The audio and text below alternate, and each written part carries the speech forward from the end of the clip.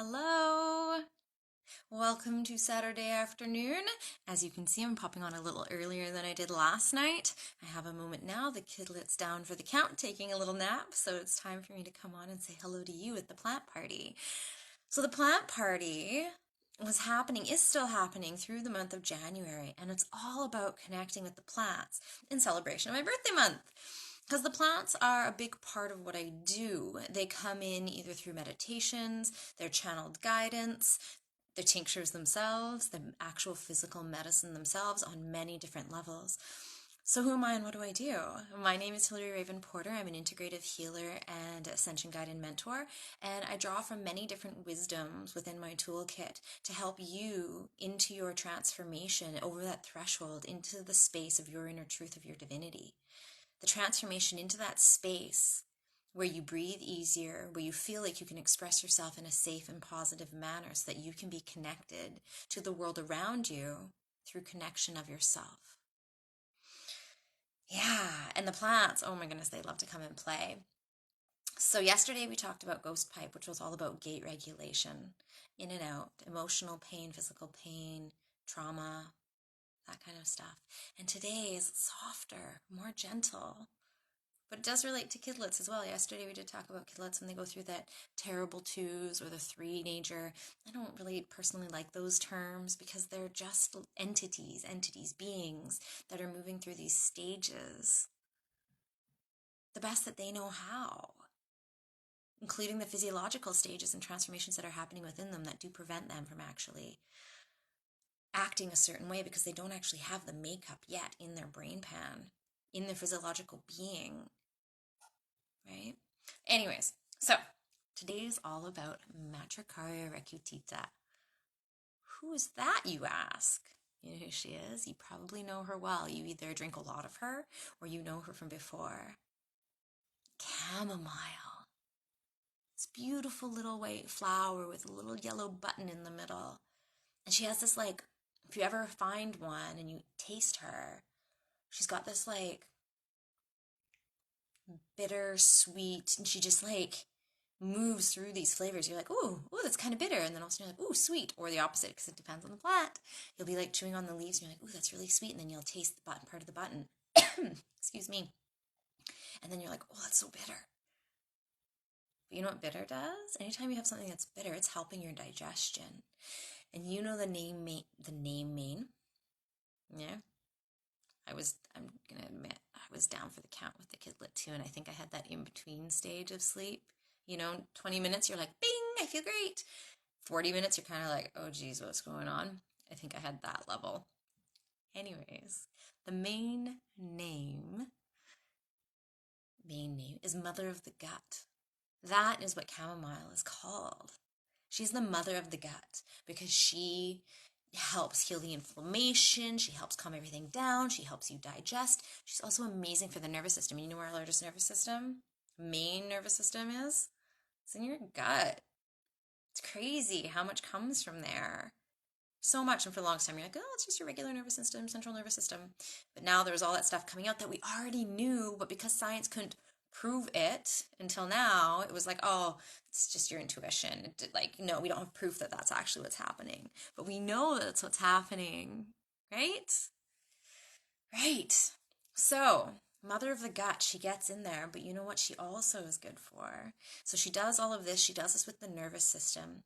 She is the one that helps heal the mother wound. Intriguing because she's also mother of the gut.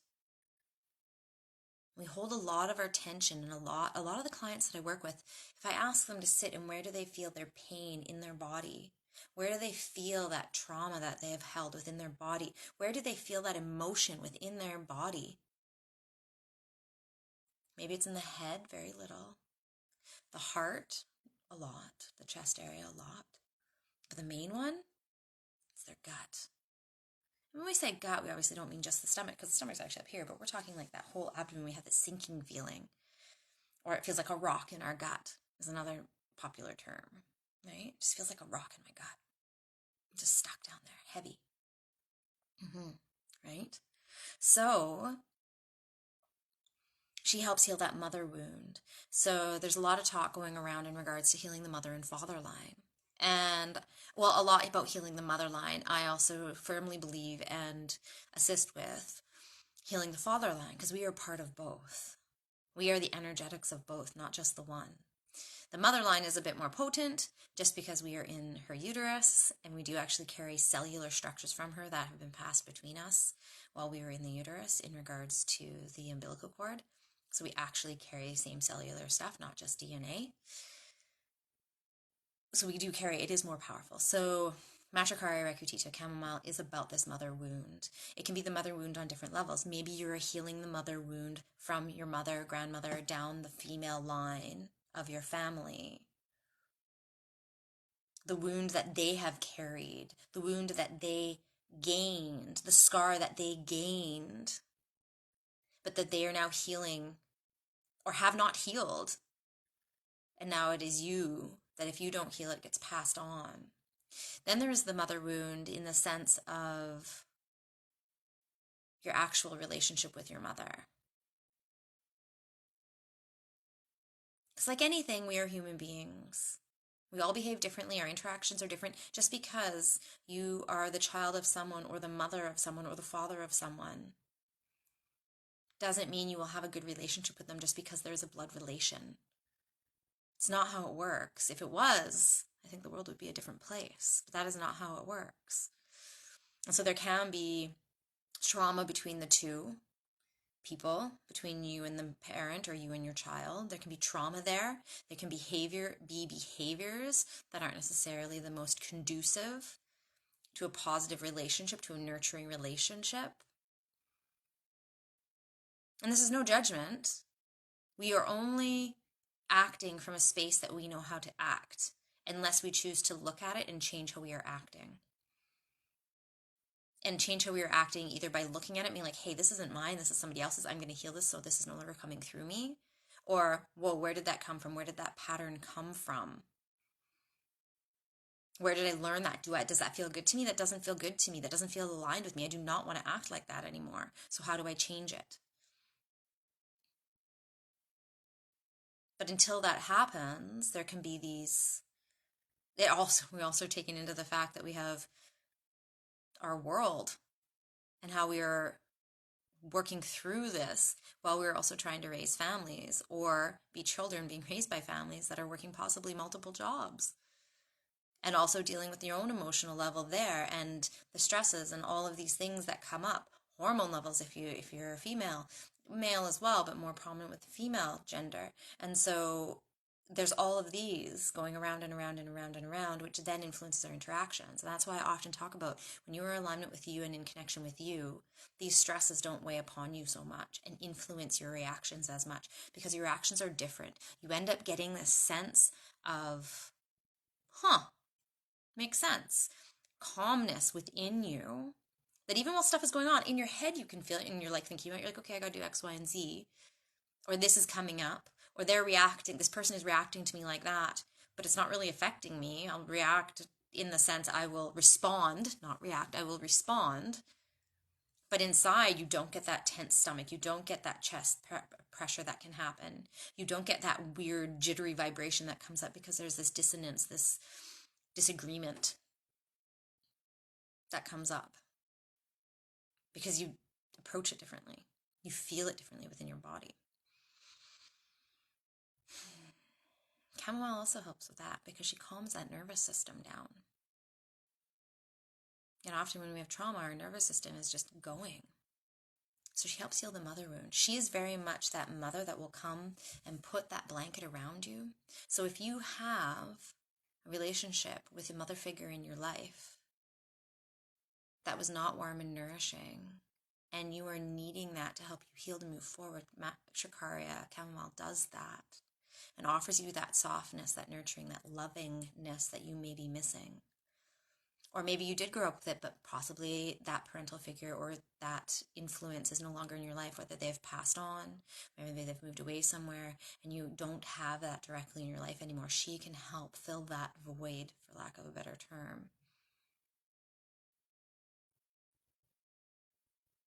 She adds that softness, that mothering touch.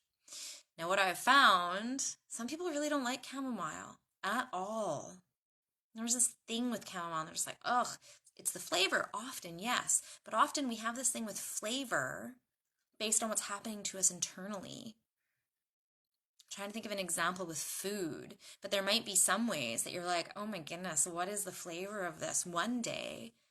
But then the next day you're just like, this is the most delicious thing ever. Let's think about me. For some reason, bananas are coming up. We'll talk about bananas. But one day you might be like, oh, this banana, not a fan. The texture's weird. The flavor's weird. It's too sweet. It's too mushy. I don't like it. And then the next day you're like, all I want is bananas.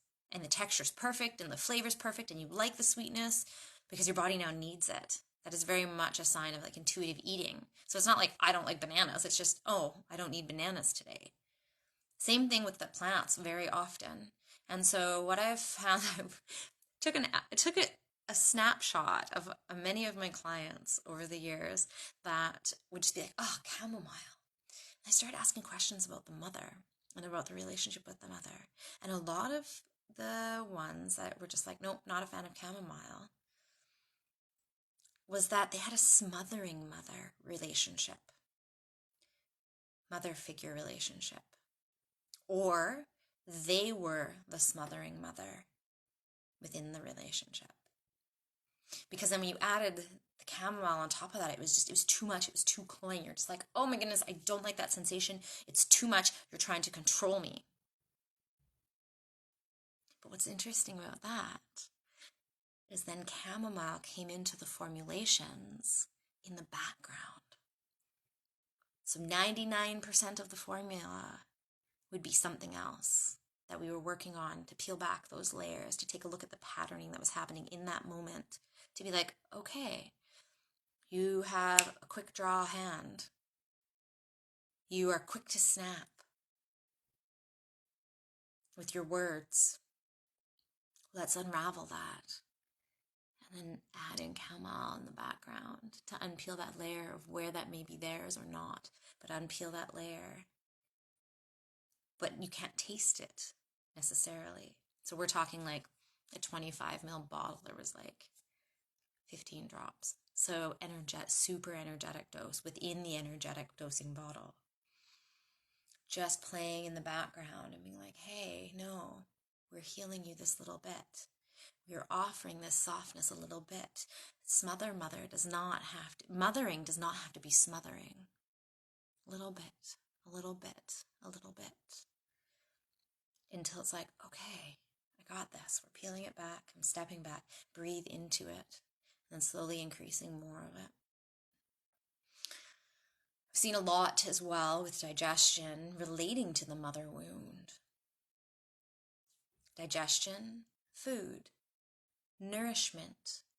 What is our mother about? Nourishment and feeding us. What do we do when we are born? Or what are we intended to do when we are born? To the breast. They feed us from their very physical body. And then they feed us through the food. Nourishment, loving, mothering. It makes me think of the stereotypical Jewish mother, where they're just like, all those things that you see on the TV. And they're just like, you need to eat more and continue feeding you. I will say, I definitely, in my life, and always have been, even before I became a mother, I am one that nourishes with food. And I always want to make sure people are fed and nourished to the level that they need to be. I love baking. That's my, big thing. I love cooking, too. But baking is my, thing, because there's something about sitting down with that treat. Healthy, delicious, and you're just like, oh, this feels so good. Right? It's just something. And then seeing people with that satisfied look on their face. So the mother wound. We talked about the mother. She's also... So we're going to talk about kids. I said we've talked about kids yesterday. Today's also about kids. So you know that kidlet behavior where they're just riled up. They're kind of being super sassy, given some attitude. I want that. And then you give it to them. They're like, no, I don't. And they're kind of a little petulant. And they're kind of a little, I don't even know what the word is for it right now. But they just you're just like, seriously, can you make up your mind? Why are you being so give and take back and forth? Ah, they're like, like that rolling around on the phone, like, I don't know what I want, but I want that. And they're just like, ah, kind of like flopsing around, that kind of behavior. There's another word here, out of sorts with everything, very impatient. Like out of sorts, no matter what you do, no matter what you offer, they're like, no, even if they're like, I'm hungry, I want an apple. And your kid gives you an apple, and they're like, I don't want an apple, but I'm hungry. And you're like, I don't know. Like, think about when you get hangry and like nothing can satiate you, or if you're really, really tired and nothing can really satisfy you, that kind of behavior. So kidlets that are like that, chamomile. Chamomile tea with some honey in there, even some human tea. So you might have heard me talk about it before. Human tea, i.e., a bathtub with herbs in it. So you just put you can just put a chamomile tea bag in the bath, hang it from the tap while you're filling the tub and the water flows through it. Perfect. Brings it down. Is also really good when they're sick. And a lot of kids get tummy upset, nauseous while they are sick. So you give them some chamomile. What's also so great about this, think in your life, do you have any human beings that are older than that, adult range, that also act that way? Chamomile. So if you have somebody in your life that is, no matter what you do, you cannot satisfy them. No matter what you do, they're going to be a little petulant. No matter what you say, they're like, yeah, I want that. No, I don't want that. And you're just like, dude, you just asked for this, right? And they're just a little like abrasive, sort of. Chamomile. So good. Hmm. And she is a bit, can be an acquired taste because she is bitter, but the more you associate with her and the more you introduce yourself to her, the more lovely she becomes. I admit, for the longest time, literally up until, oh my goodness, like this past summer, me and Chamomile, she came out often in my sessions, but her and I would sit with her and take drops of her, but like to drink her and to have that kind of relationship with her, she allowed me to get to know her. I allowed myself to let her in a little bit, but it took a while. It took a while for me and her to build up that relationship. And it did take me looking at my mother wound and at my relationship with my mother and at how I was a mother and those little idiosyncrasies and those little things that creep in that we are not necessarily aware of are there. There's been a lot of shifts in my life over the last, oh my goodness, 10 years, last decade has been powerful. Let's just put it that way. And a lot of peeling back of things and appearing as myself more and more and more, my authentic self, and just being like, no, this is me. And now I have a relation. I even had her last night, and man, she's works wonders. Literally, you have like a half a cup of her, and you're just like, oh, it's ready for, oh, and then you're out. And it's so good and out like so soft and cozy in a blanket with a hot water bottle. That's how she feels. So that is chamomile, Matricaria recutita. I'm in love with her. I hope you get a chance to say hello to her. The last thing I wanted to say about her is she is specific for nightmares and night terrors. So if you yourself are in a dream state with these night terrors and nightmares where they just keep coming up in your life, and no matter what you try, you go to bed happy thoughts, those kinds of things sometimes, or you try to go to bed with happy thoughts and you're like, this is going to be different. But once you're out, sometimes you don't have any control over that. They just are there. And so she is really, really helpful for those that happen, whether you're an adult or if you're a child. So if your kidlet or someone in your life is having these, then definitely I would suggest taking a look at chamomile. The one caveat I do have about chamomile, because once again, anytime you're trying a plant, you want to make sure you speak to somebody who has experience or training with them, because not all plants, just because they're natural, doesn't mean they're right for you. They could be contraindicated with other illnesses or conditions that you have. They could also be contraindicated with any supplements or medications you are taking. And with chamomile, the big one is if you have an Asteraceae allergy. Which leads me on to a whole nother train of thought in regards to lettuce and Asteraceae and sensitivities and salads. And oh my goodness, that's a whole nother realm, right? Yeah. So there we go, plant party today. I will be back tomorrow with another one. Who do we have tomorrow? Should I give you as a sneak peek? Oh, let's just say it's related to Archangel Michael. Yeah. Okay, so much love and stardust to you. I will see you tomorrow. Have yourself a great Saturday night. I'm off to do one more video at the Integrated Spirit for Gratitude in Motion 3.0, and then it's creation night. Building some jewelry for an upcoming market. Super stoked. Okay, so much love and stardust again. Mwah! We'll see you soon. Bye for now.